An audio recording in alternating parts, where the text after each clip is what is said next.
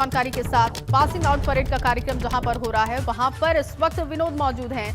विनोद, तस्वीरें भी दिखाइए और विस्तार से इसके बारे में जानकारी दीजिए। आज 38 अधिकारी मुख्य धारा में आईटीबीपी के शामिल होने जा रहे हैं। जी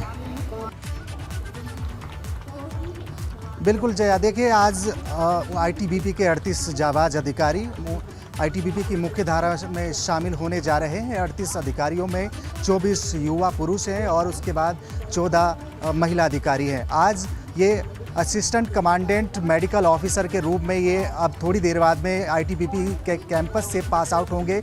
मैं तस्वीरें आपको दिखाऊं कि ये आईटीबीपी का मसूरी का कैंपस है, जहां से आज ये तमाम अधिकारी 38 जाबाज अधिकारी आईटीबीपी की मुख्य धारा में शामिल होने जा रहे हैं। और डीजी आईटीबीपी संजय अरोड़ा कार्यक्रम स्थल पर पहुंच चुके हैं और परेड स्थल का निरीक्षण कर रहे हैं। सीधे तस्वीरें आपको देख पा रहे हैं कि डीजी आईटीबीपी संजय अरोड़ा अभी परेड स्थल का निरीक्षण कर रहे हैं। उसके बाद में परेड की सलामी लेंगे।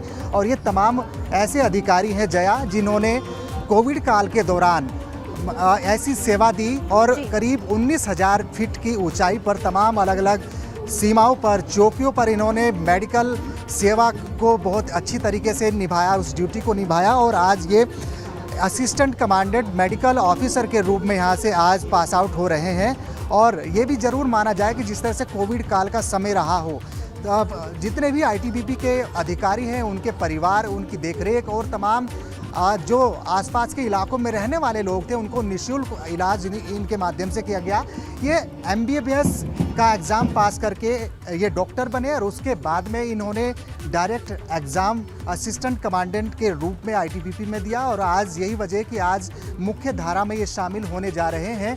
और उत्तराखंड हो, केरल हो, पंजाब हो, उत्तर प्रदेश हो, तमाम राज्यों के ये कैडेट्स हैं। और आज एक ये भी खुशी का लम्हा है कि जिस तरह से इनका एक कार्य रहेगा आगामी, जिस तरह से तीसरी लहर का अंदेशा जताया जा रहा है कि तीसरी लहर दस्तक दे सकती है, उसके रूप में इनका कार्य बहुत ही महत्वपूर्ण होने वाला है। क्योंकि आज पास आउट होंगे और उसके बाद में इनकी तैनाती ऐसे क्षेत्रों में की जाएगी जहां पर एक अधिकारी के रूप में स्वास्थ्य सेवा को देखते हुए इनकी तैनाती की जाएगी। और उसके बाद में काफ़ी महत्वपूर्ण आज का ये कार्यक्रम है। और थोड़ी देर बाद में ये अब परेड की सलामी यहाँ पर डीजी आईटीबीपी संजय अरोड़ा लेंगे और उसके बाद में ये आईटीबीपी की मुख्य धारा में शामिल हो जाएंगे। सीधे तस्वीरें आप देख पा रहे हैं कि 14 युवा महिला इसमें अधिकारी हैं, 24 युवा पुरुष हैं। आज आईटीबीपी की मुख्य धारा में ये शामिल होने जा रहे हैं, तो बेहद ही अच्छा लम्हा है। और ये भी मैं बताऊं कि लद्दाख से लेकर अरुणाचल तक की तमाम ऐसे ये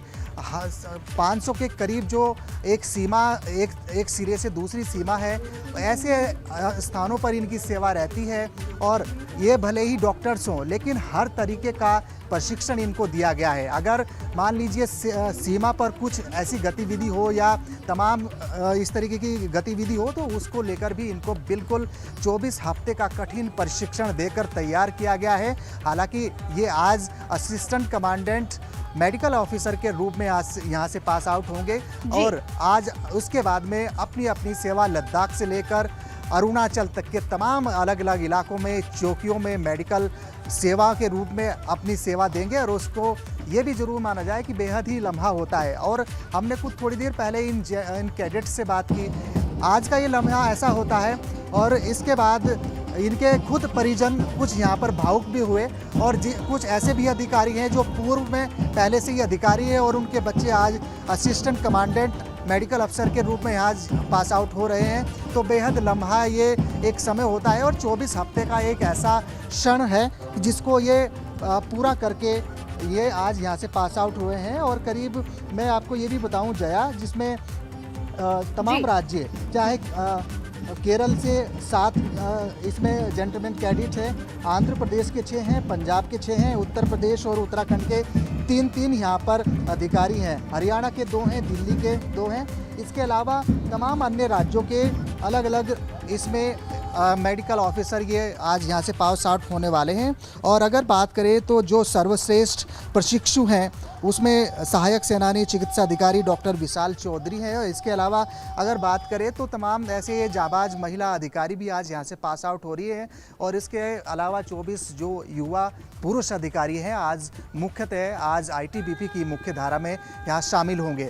और जिस तरह से लद्दाख से लेकर लिपू लेक हो या अरुणाचल तक तमाम ऐसी जो सीमाएं हैं जहाँ पर चीन की गतिविधि भी देखी जाती है, तमाम ऐसे स्थानों पर इनको सबसे पहले तैनात कर दिया जाएगा। और ऐसे में कोविड की तीसरी लहर का अंदेशा भी जिस तरह से लगाया जा रहा है, तो उसके दौरान इनका कार्य बहुत ही महत्वपूर्ण और उत्तरदायी रहने वाला है, क्योंकि ये एमबीबीएस करके खुद असिस्टेंट कमांडेंट के रूप में इन्होंने एग्ज़ाम दिया और उसके बाद में अब ये आज असिस्टेंट कमांडेंट मेडिकल ऑफिसर के रूप में आज से यहाँ से पास आउट हो रहे हैं, आईटीबीपी की मुख्य धारा में शामिल हो रहे हैं, अधिकारी बन चुके हैं। सीधे तस्वीरें आप देख पा रहे हैं। थोड़ी देर बाद में इसी प्रांगण से, ये मसूरी का आईटीबीपी कैंपस है, इसी प्रांगण से थोड़ी देर बाद में ये अब परेड इनकी शुरू होगी और परेड की सलामी director general ITBP Sanjay Arora यहाँ पर इनकी परेड की सलामी लेंगी। और उसके बाद जो भी सर्वश्रेष्ठ प्रशिक्षु है जिन्होंने बेहतर कठिनतम अपना कार्य किया है, उनको भी यहाँ पर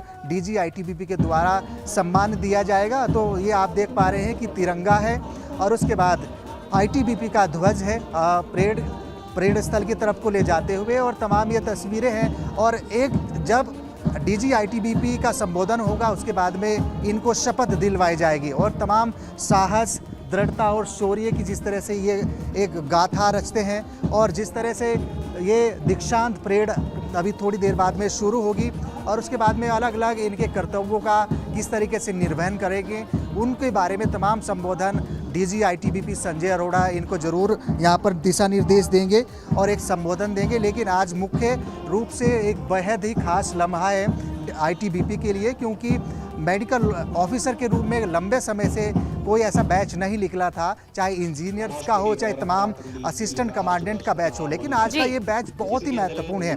38 जांबाज अधिकारी हैं और ऐसे में देश में लगातार 2020 हो 2021 हो तमाम कोविड की स्थिति हमने देखी और तमाम जिस तरह से इमरजेंसी सेवा में ऑक्सीजन की कमी और वेंटिलेटर की कमी, तमाम सारी व्यवस्थाएं बदहाल थी। लेकिन एमबीबीएस एक डॉक्टर होने के नाते इन्होंने अपनी सेवा अलग अलग रूप में दी।